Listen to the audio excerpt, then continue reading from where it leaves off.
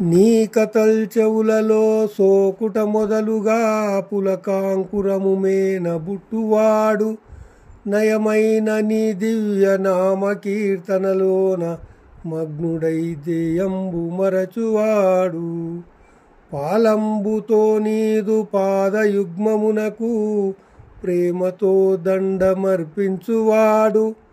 హా పుండరీకాక్ష